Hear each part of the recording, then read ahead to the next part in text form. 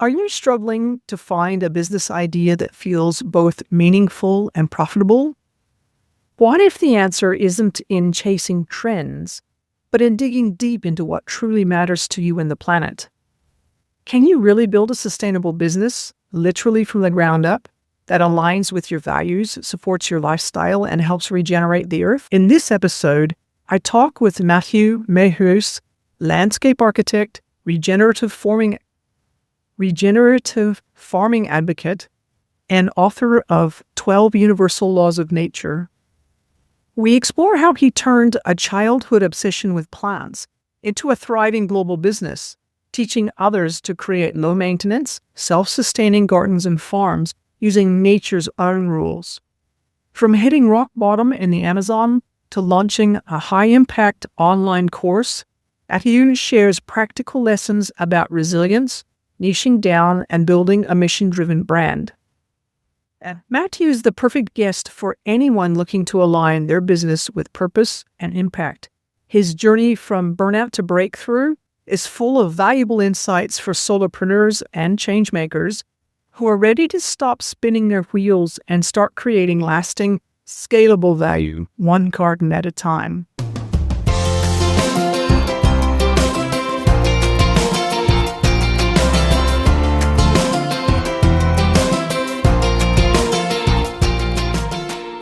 Welcome to the Online Business Launchpad podcast. I'm Trudy Rankin, and this podcast is for business owners who want to hear stories, tips, and advice from online entrepreneurs and experts who have overcome problems and challenges to get to success. Because if they've done it, so can you. My mission is simple. I want to help you solve the challenges you face as an online business owner so that you can have more time and money for yourself and your family and feel like you've gotten your sanity back in your life. Welcome to the Online Business Launchpad podcast. Today, I have got a guest with me who's into something that I'm actually really fascinated with, because the type of business that he has is not typical business that you might be considering or thinking about. I think the closest thing to it is I had a client once who I helped get started building up a lawn mowing business. This is an architectural landscaping business, and we will get into the details of what that means in a minute. But Matthieu, thank you so much for being on the podcast. Yeah, truly, thank you for having me. We already said at the beginning of the interview, I'm very excited to be with you because I appreciate your podcast and the work you're doing for helping people like myself, let's say a couple years ago. And I've worked with a number of coaches myself, and it's really a game changer. So I'm excited to dive into that. Well, I'm really interested in digging into what you do. How about if we start by, if you could just explain a little bit about your background and what brought you to what you do today? Yeah, that's a good question. So actually, for me, it all started on a farm. I grew up on a family farm. My father and my brother are farmers. Still today, it's an active farm in Belgium. And by the time I was 3 years old, I got extremely fascinated about plants, like how insane it is that if you have a tiny little seed and you put it in the soil, it grows into a plant. Like I remember I was still in winter, I was growing corn inside the house and it was a huge plant. And I was like, how is that even possible? And then time went on. And by the time I was 5 years old, I decided and I told my parents, I'm going to start my own garden. Because I was like, wow, you can even grow seeds and then you can eat that food. And then that was like my goal, to grow my own food. After some asking, and my parents are super busy. They're just starting out a farm as a young couple. My mother had her own business. So they were like, no, we don't have time for that. And the farm is like quite industrial. It's cattle and cash crops. At that time, now it's changed. We're getting more into regenerative farming today. And I've helped make that transition. We can talk more about that later. But yeah, so I was 5 years old and I made the decision after some asking. Eventually they say, yeah, there's a little corner in the back of the garden. It's neglected. Go and do your thing. And I started out, and for some reason, I started out with growing radishes. And it was only in retrospect that I knew it's like the easiest vegetable to grow. So I put my seeds in the soil and I had my first harvest of radishes. And I was so happy and excited and proud of myself. I still remember in summer with my mother and my parents, like having a salad with the radishes that I had grown. That was like that was pure fascination. And I think still today, for your listeners, it's one of the most rewarding things to do is to grow your own food and to eat it. Maybe not for everyone, that's fine. But yeah, from that early fascination, I said, okay, now I'm going to grow everything. How hard can it be? So I got a bunch of other seeds. I prepared my soil and I started putting seeds everywhere, randomly thinking, oh, everything's going to grow. And then I left it as it is. And I came back a couple of weeks later. But then my garden was completely overgrown by weeds that were taller than myself. And why am I telling you this story is that from that moment on, and always in my life, I wanted to understand how things work. I was like, why did it happen to me? Why? So life went on. I did a bachelor's in landscape or in garden design. I did a master degree in landscape architecture in Germany, in Munich. I got a 9-to-5 job. I was in like a bit of the golden cage, like we talked about. But then I was happy I had my job. But then I found myself becoming depressed because I said I studied this because I want to create things. I want to be outside. I want to make impact today, not like in Germany, it's very bureaucratic. And I'm happy I did it because it's really a high standard. And I learned a lot of like engineering, like the good way of doing things, but it wasn't for me. So I quit my job. I packed my backpack and I hit the road to discover projects that are having a positive impact on the planet, because my generation, we went through Al Gore, the inconvenient truth. We were like, oh shit, what's happening with climate change? And I said, I want to do something about it, or at least I want to discover projects where people are actually doing something good, because if you open the news, it's only bad. So I went to a bunch of farms, regenerative farms. I worked in gardens. I volunteered. I did a permaculture training. I really dug deep into this theme, and I started to understand how nature works. And this is pretty much the basis of my work, is that if you want to create a beautiful garden that is also low in maintenance, because oftentimes people think it's either or, but you can actually bring it together. And the only way to do it is to do it nature-based. From that experience, I traveled the world, and then actually my life went really south because Mother Nature had a different plan for me, because I went to the Amazon rainforest, which is one of the most amazing things I've ever seen in my life, in the Ecuador rainforest, really deep. We traveled for like 20 hours to get into the depth of it. And it left such a deep impression on me, like so many beautiful things. We have to protect it. And then you know what happened? I got dengue, which is like malaria. I think maybe in Australia are more familiar with dengue. It's not a fun disease. So from that moment, my life actually went south. Like I became really sick. I had no more money left because I was traveling so much. Actually, my girlfriend dumped me at that time as well. So everything was down, down, down, down, down. And in retrospect, this is like Steve Jobs says, you can only connect the dots looking backwards. This was actually the greatest gift of my life, that this happened, because I'm rock bottom, right? And I'm like, okay, I can't lose more. Like I've lost pretty much everything. Let's now make something that really has an impact in the world. And I figured, okay, entrepreneurship and starting my own business, this is going to be the way that I can have a direct impact on the environment by inspiring people to do the right thing. I've had a lot of knowledge from I was a kid at 3 years old till traveling the world, finding all this knowledge that is out there, talking to people. I actually made a documentary, or I also built my thesis on food security around the world. So I had all this knowledge, and I think Mother Nature was like, hey, you have enough knowledge now go and do something with it. So then from that experience, I said, okay, I'm going to dedicate my life to helping people to become self-sufficient in their own garden, to become experts at gardening, but doing it in a way that is in harmony with nature. So we started out my business, Polonia Landscape Architect, started working with people one-on-one. Like we design everything and we set everything up with the contractors. But then something funny happened, Trudy. I had a client, we completely finished, like it's a big estate, right? And we redid like 1/3 of the property. And we finished the job, and the client was like, wow, it's really beautiful. I love what you did. But you know what? I'm sick and tired of having a landscape architect. I want to experience what it is to do it myself. It might sound weird, right? She probably didn't say it in that way, but it was like, oh, I'm done with people coming and doing stuff for me. I want to experience what it is myself, to make my hands dirty, to plant the plants. And I said, wait a minute. I had some idea, like something was boiling in my head. Like I have so much knowledge.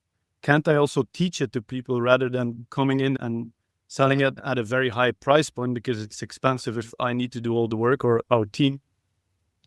it's kind of like, do you have time or do you have money? And then I said to that client, you know what? I'm going to teach you everything that I know, and I'm going to do it in a masterclass. I found a few other people to join the course, and I taught everything that I know. And I also incorporated an AI system, and now people from all over the world can actually follow that course, because with the AI system, and because it's based on how nature works on a global level, and it's actually also the title of my award-winning book, 12 Universal Laws of Nature, How to Get the Most Potential Out of Your Land. It's like, it doesn't really matter where you are on the planet. When you follow these rules and you follow these guidelines, you're going to become successful, and you'll get what you want in your garden without the frustration, the overwhelm, all the weeds and all those things. That's, in a nutshell, what I've been up to in the last couple of years. I find that really fascinating. If you've been listening to the podcast for a little while, you may or may not know that my husband and I do a lot of traveling around, and we're currently, at the time of recording this podcast, we're in a place called Catherine up in the Northern Territory of Australia, which is about 3.5 hours south of Darwin. It's tropical, it's hot, it's humid, and I am a gardener at heart with a black thumb, and I can grow a few things and get them right, but I love growing plants. And on my balcony, we're living in this, lots of places here are on like stilts. And so the living areas are up on the second story. And I have got a very few small plants that are growing on my balcony. And it's fascinating to me how it's possible in the smallest places and the most cramped and what you would think impossible places to actually grow your own food and do that successfully. And I'm really interested in the fact that you're talking about sustainable methods for growing food and becoming self-sufficient. Because another thing that's, here in Australia, for some people, they have issues with homelessness, the food prices are going up and things like that. And so the more that people can know how to grow their own food, the better off that people are. As you've worked with the people who come in and do your course, or they might be interested in your book, what would be the biggest challenge that they tend to have when they're trying to either be self-sustainable or be ecologically sensible about what they grow? Oh, yeah, that's a good question again. So it's mostly that people don't have the knowledge and they don't know where to start. And then that gives them a lot of overwhelm and frustrations, because it's like in the tropics, it's less because you don't have that much different seasons. But down south where you are, you have seasons, right? So what tends to happen is it's like winter, we're not thinking about gardening.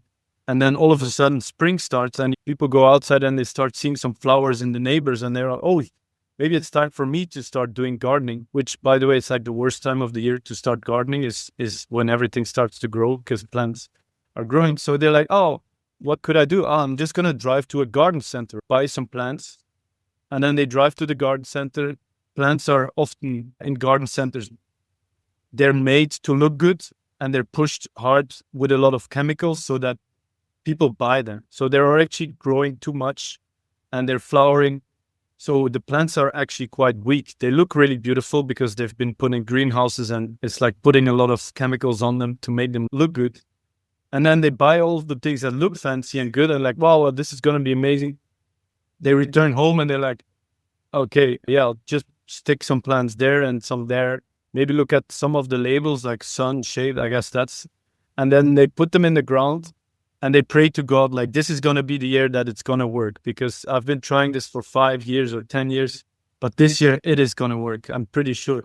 And then by the time it's summer, most of the plants are dead and they're just devastated. Like, oh, I spent again a couple of hundreds. Some people spent in the thousands to do that.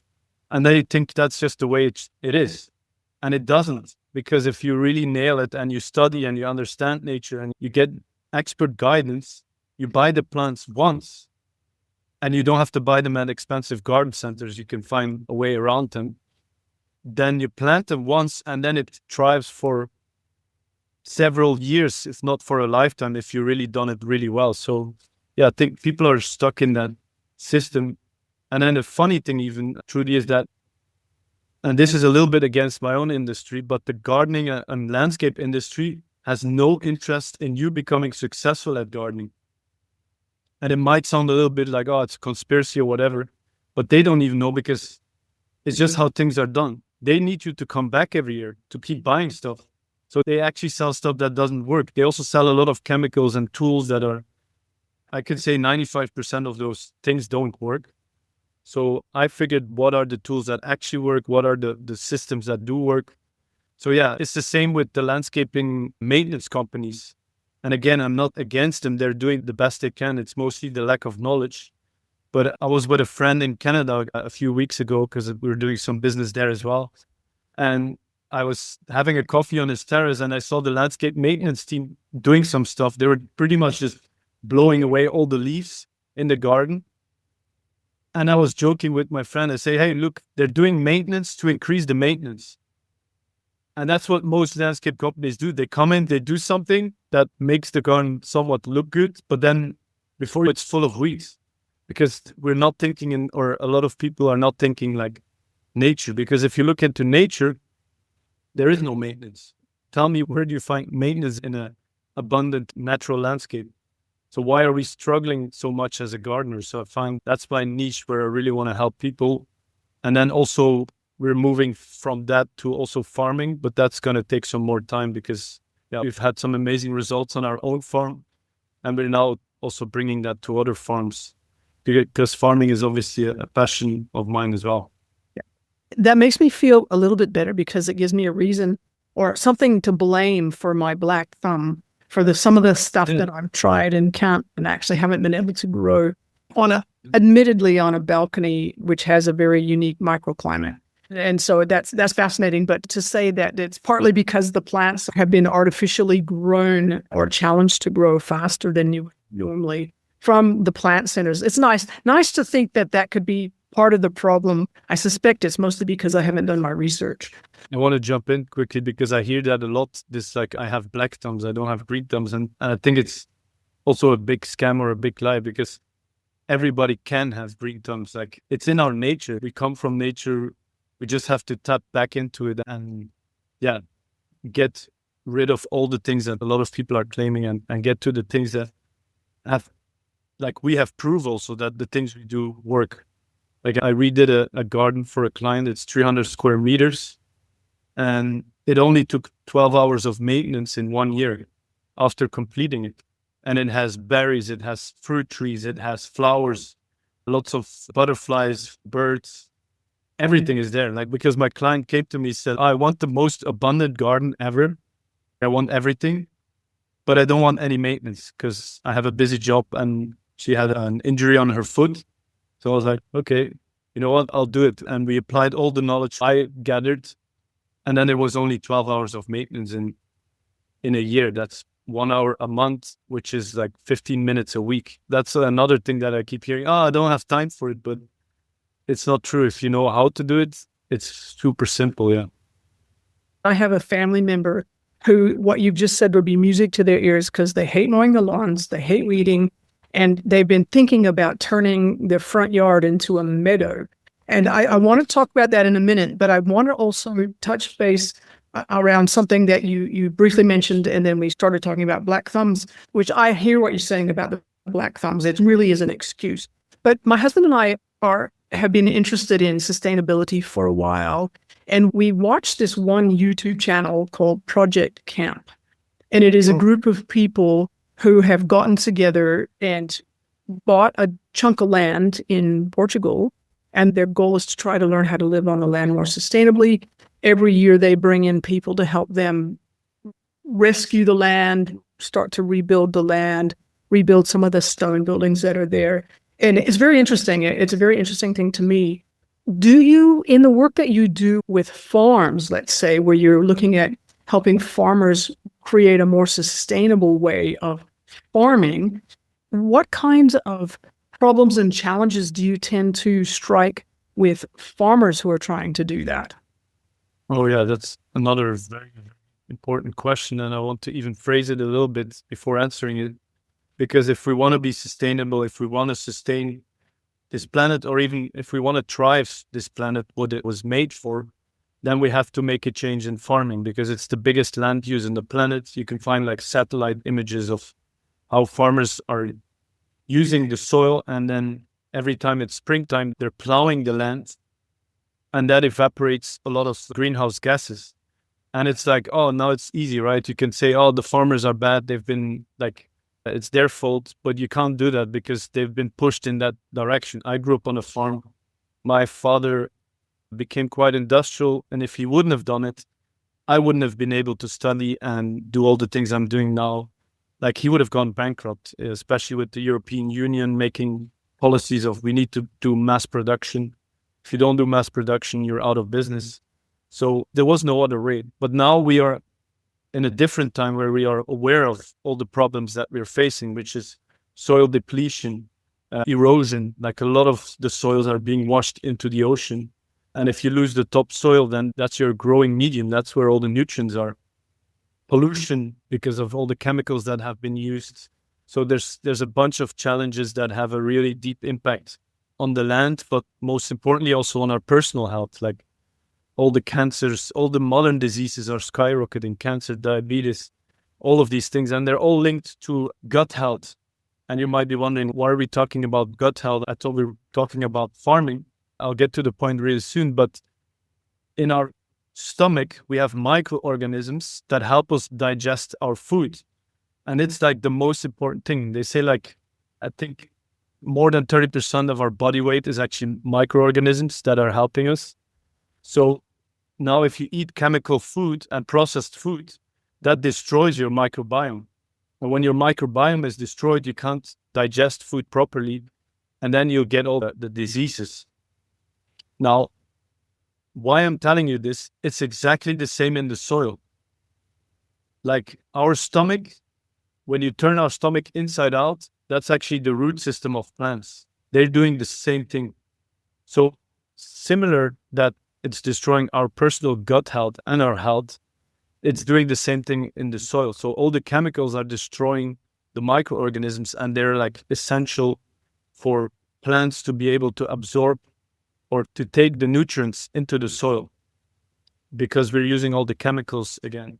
So how can we now produce food also on a mass scale, because the population is growing, without destroying the soils? Let's also look into nature and how it's done. In nature, there's no chemicals. We don't use that. So let's first get rid of most of that. Obviously, farming, it's a very low margin business. So there's very little room for errors. So we have to calculate it very well. And then how you can do it is when you make your farm more regenerative. So regenerative farming is what I really believe is the solution into making farms more profitable, making environments more healthy, and making food that is healthy for us to consume. And then if you want to get into the nitty-gritty of it, there's a few principles in regenerative farming that I also use actually in regenerative gardening. What I teach to people on a home scale is that keep your soil covered as much as possible, because this is the quote I like to refer to from Einstein. He said, look deep into nature and then you will understand everything better. Now, look deep into nature, you don't see bare soil. It hardly ever happens. Only when there's landslides or wildfires, or actually some wild boars might do that as well. And you want to jump in there, Turi? You have a comment? I have to, because if you go into the middle of Australia, Yes. it's pretty bare. Yes. But Because it's become desert. It's because it's become desert, because the climate's changed, and because there's just not enough rain. And so I hear what you're saying. And I think the point is that when you do find bare patches of earth, there's a reason for it. Yes, it's a negative feedback loop that's been happening since the Industrial Revolution, maybe even before. They claim that it started when farming started, when they started to cut down forests. But it makes it sound like farming is the problem. And in a way it is, but it's also the biggest solution of all the modern problems we have today. Also gardening, I believe. But then even in those desertified areas, what they figured out as well is that it's because of the lack of grazing animals that this has become desertified, because it's such a harsh environment. And it actually, in those environments, it rains very little, but it does rain sometimes. It used to. Now, because it's so dry, it doesn't rain anymore. But how can we bring back the rain? We have to grow plants. because when you grow plants at night, they will evaporate the humidity, and at nighttime the dew will come, or that the humidity attracts other humidity, so it will attract rain. So there's a whole new system where you can do holistic grazing, which is a system that is mimicking how the animals, probably how it used to be in the middle of Australia, but in Africa on the big savannas, you have massive herds of animals grazing the land, and they graze the whole area, and they obviously leave their shit. I don't know if I can say that. Yeah, the bullshit. And that fertilizes the soil, just like in your garden. And then it can regenerate over time. And that's actually putting a lot of carbon dioxide into the soil. So I think farming is really the solution to reversing climate change. Because the science is also saying if only 1/3 of the farmers get into regenerative farming and they do it properly, within 7 years, we can go back to pre-industrial revolutions of carbon dioxide in the atmosphere, which equals solving climate change or solving the climate crisis we are in. So yeah, there's a lot of things like, I said, don't make your soil bare. And that's why plowing is probably one of the worst things that you can do in farming. There's even a book that's been written in 1800 that's called The Plowman's Folly. And that was already pointing out like plowing is actually destroying the soil, because you're like, again, you're doing something that's unnatural. In nature, it doesn't happen. You put the soil upside down and then the sun is on it and then it evaporates, it destroys all the microorganisms. So yeah, that's in a nutshell. Again, I think we could have several episodes on regenerative farming, but I believe that is the solution. And there's a lot there that we could unpack. Just for our listeners, could you maybe just share, listeners who are interested in gardening in their own area in a sustainable way, whether that's growing your own food or whether they're looking to try and improve the nature around where they live, what would be 3 key things that they should think about or do to be able to get started on that journey? Yes. So the most important thing, first of all, is you have to start understanding how nature works. And that's, you have to observe, you have to study, you have to learn, because that's like the basis of everything. Then second of all is the soil. You have to fix your soil. You have to do efforts to make your soil healthy again, because even if you haven't used chemicals in the past, or there's pollution in the atmosphere, and that will affect your soil. So you have to do some active things of regenerating the soil.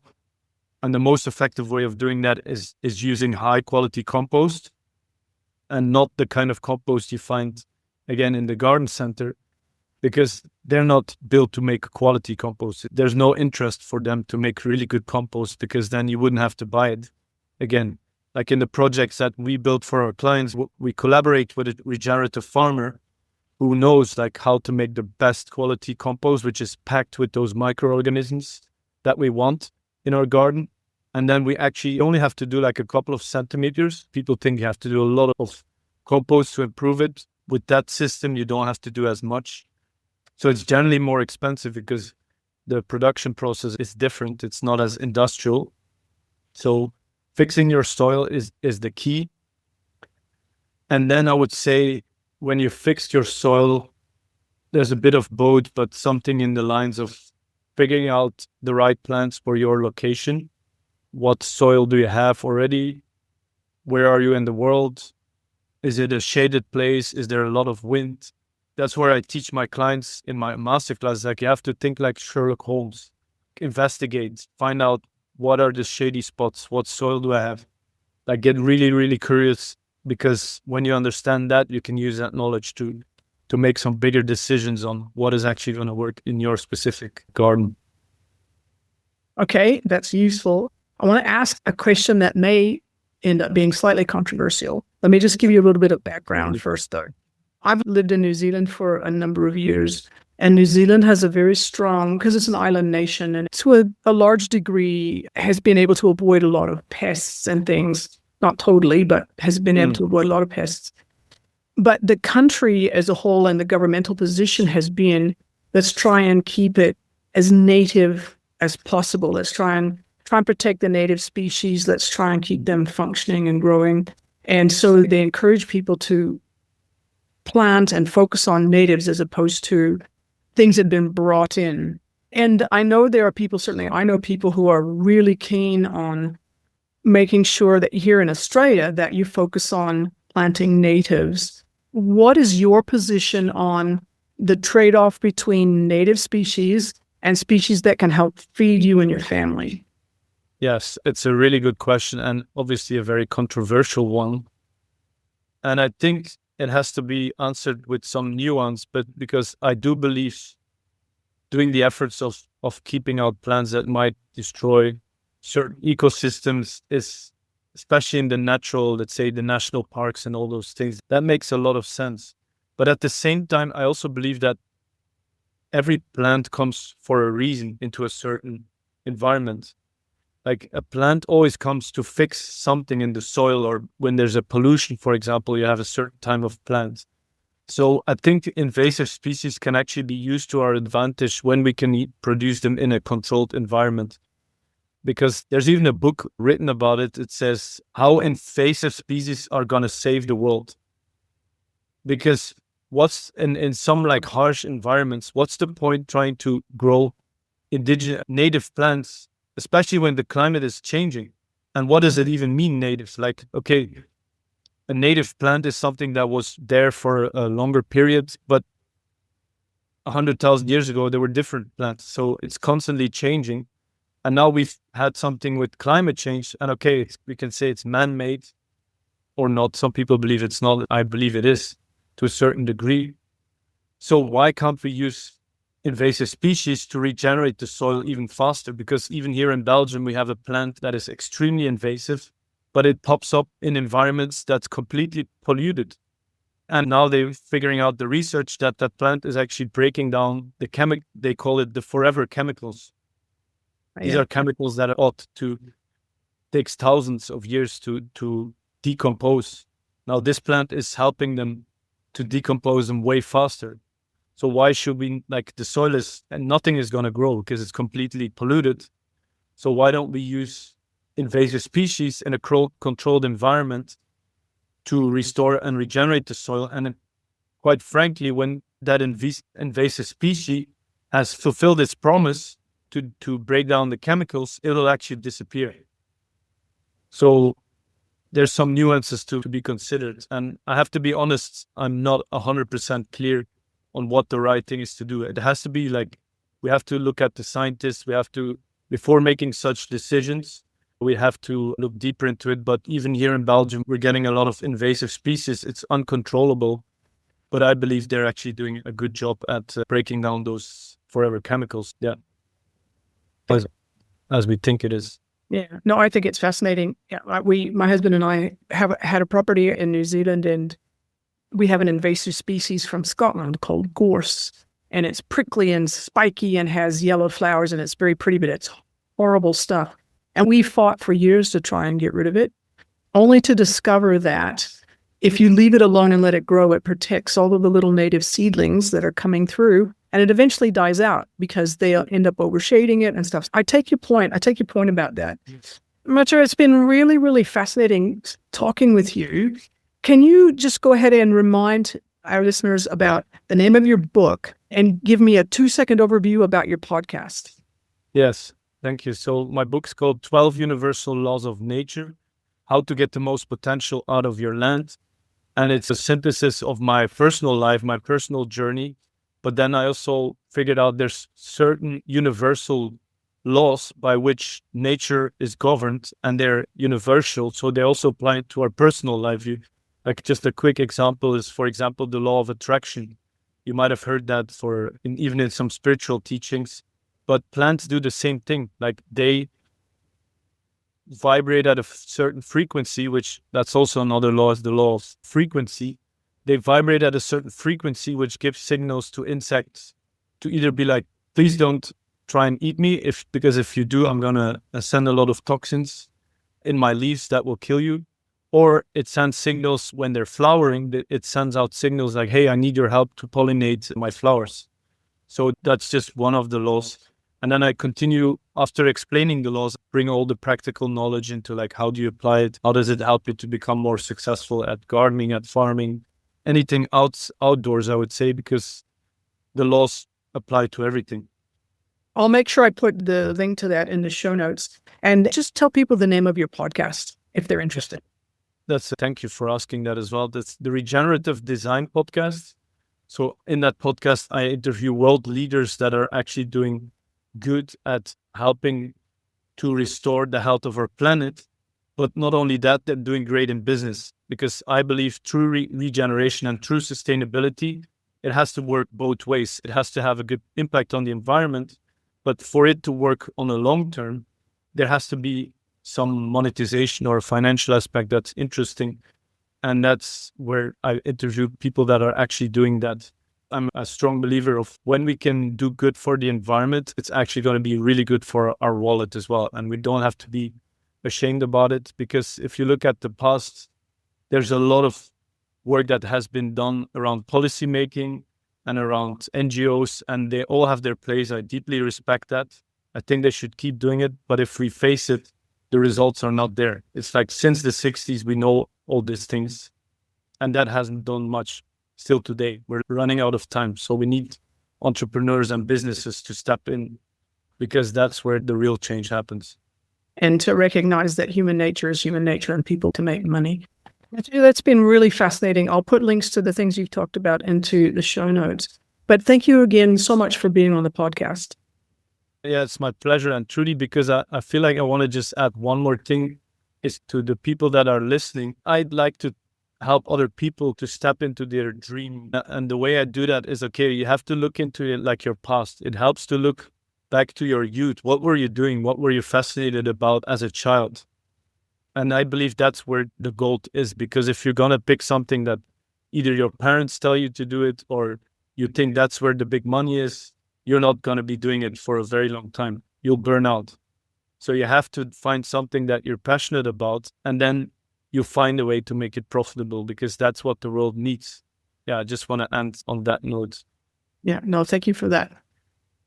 So if people were interested in reaching out to you or finding out more about what you do, where would they go? Yeah, thank you, Trudy. So you can find me on most social media platforms. So I have a Instagram and TikTok channel, which is mostly about gardening tips, like easy things that you can apply immediately in your garden. And then I post a bunch of stuff on LinkedIn, which is more about business development. Like we're getting into development and bigger landscaping projects. So if you're curious about that, you can follow me on LinkedIn as well. Then if you want to find out more about the masterclass that I mentioned in our interview, you can go to www.gardenofyourdreams.com/free training. And there you can find a 30-minute free training that's actually like a tester. You get to learn about how I teach and what you're going to learn. And then you can book a meeting with me on Calendly, and we can dive deep into your specific garden and see if I can help you to create the garden of your dreams. Excellent. Thank you so much. Matthieu's story is a powerful reminder that your business doesn't need to fit a mold to be successful. Whether you're working from a laptop in the tropics or experimenting with balcony gardens between client calls, the key is really aligning your work with what truly energizes you. So if this episode planted a few ideas or even challenged some old ones, be sure to hit subscribe so that you don't miss what's coming next. And I'd really love it if you would leave a review and if you shared this episode with someone who's searching for a business model that blends purpose with profit. Thanks for joining me. And until next time, keep exploring, keep growing, and keep turning your passion into something that works for you and the world.